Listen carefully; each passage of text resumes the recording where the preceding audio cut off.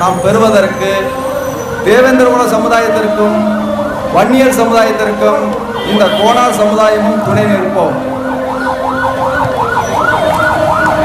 தேவேந்திரகுல வேளாளர் பட்டியல் வெளியேற்றத்தை மத்திய மாநில அரசு உடனடியாக நிறைவேற்ற வேண்டும். எங்களுக்கான அடையாளத்தை நாங்கள் கேட்கிறோம். அதை கொடுக்க வேண்டிய கடமையும் மத்திய அரசுக்கு மாநில அரசுக்கு இருக்கிறது. மக்கள் தொகை அடிப்படையில் இடஒதுக்கீடு வழங்க கோரி வன்னியர் சமுதாயத்தில் 10.5% இடஒதுக்கு ஆணையை நிறைவேற்ற வேண்டும். இப்போ எங்ககிட்ட வந்து கேட்டால் நிறைய பேர் கேட்பாங்க, எதுக்கு அவங்களுக்கு 10 புள்ளி மற்ற ஆளுக்குன்னு.